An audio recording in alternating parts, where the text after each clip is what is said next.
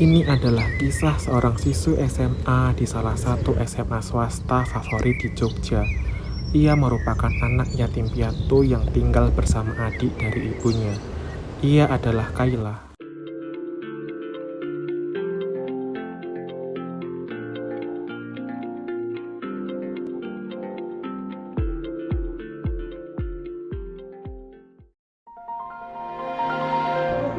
Seluruh pelajaran hari ini telah selesai. Sampai jumpa besok pagi dengan semangat belajar baru. Baik anak-anak, berhubung waktunya sudah habis, silahkan dikumpulkan. Ayo dikumpulkan. Pak, belum selesai. Siapa yang belum selesai? Tumben kayak belum selesai. Yaudah, yang belum selesai kirim ke WA Bapak ya. Nanti malam maksimal jam 20.00 WIB. Yang telat nggak saya terima. Harus nanti malam dikirimkan ke WA Bapak. Oke? Ya, Pak. Suasana malam hari dan sedang turun hujan. Jam menunjukkan pukul 19.58, namun jaringan sinyal sangat sulit sehingga tugas belum bisa dikirim dan baru bisa dikirim pada pukul 20.21.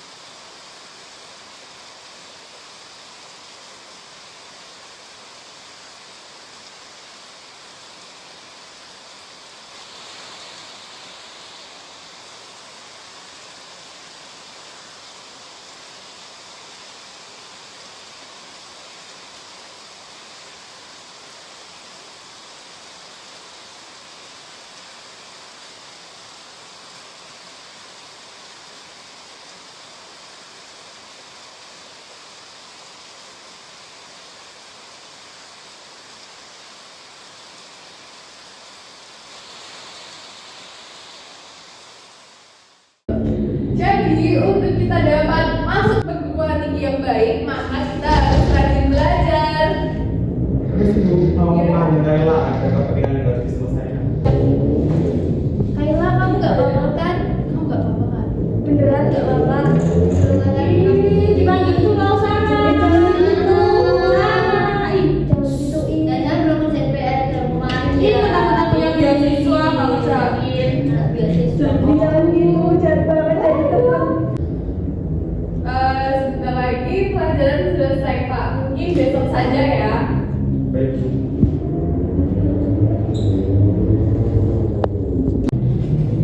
Kayla, kenapa? Kok ketakutan? Ada yang mau diceritakan? Besok ke ruang ibu saja ya, jam 9.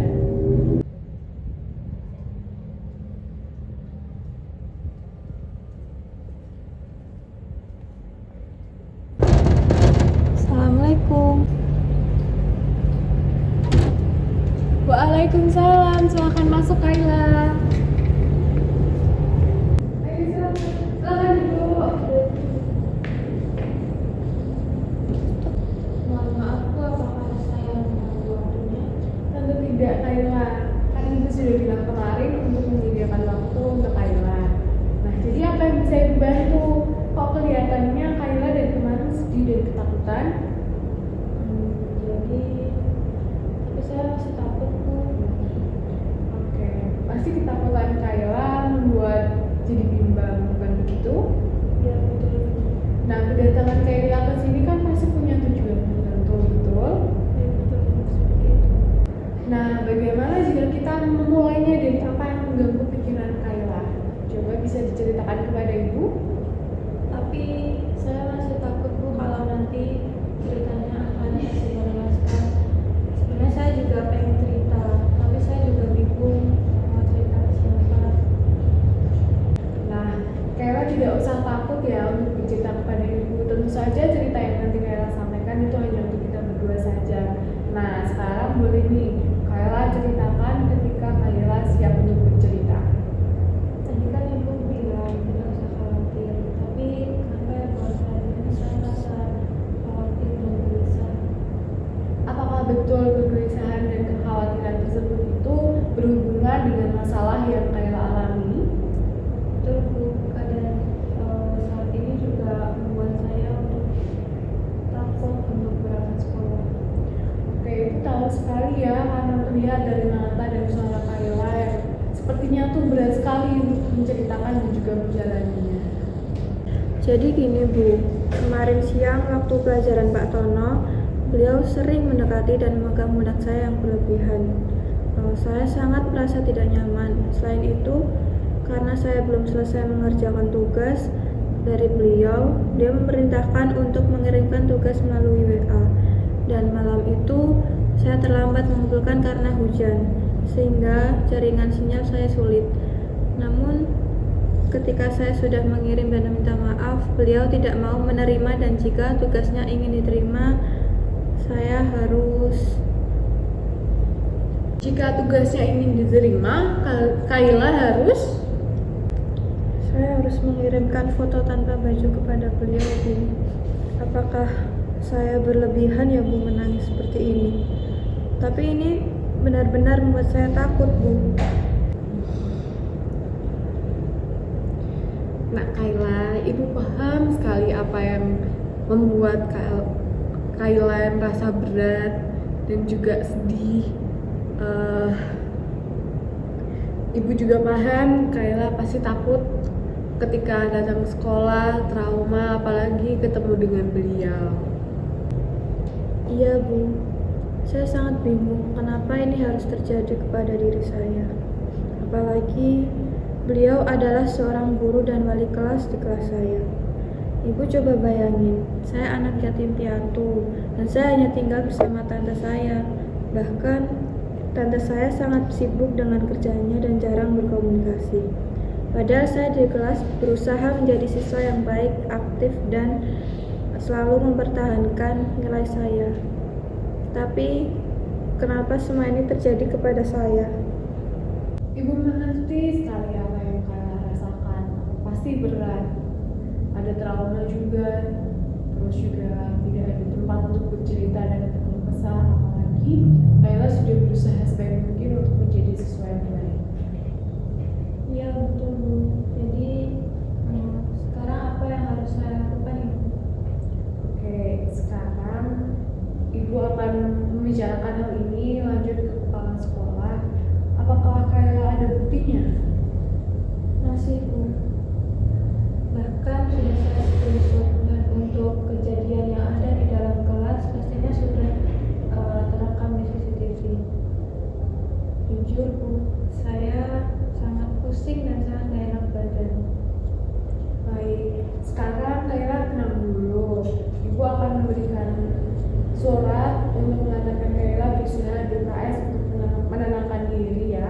Selanjutnya Ibu akan menindaklanjuti ini oleh kepala sekolah dan pihak yang berwajib karena sudah menyalahi etika seorang guru. Nah,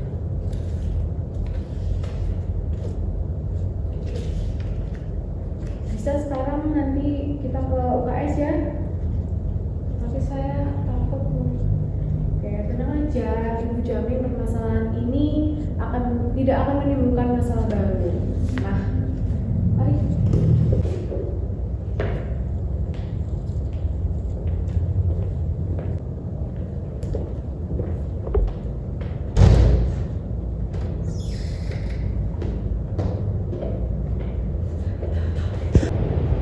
Jadi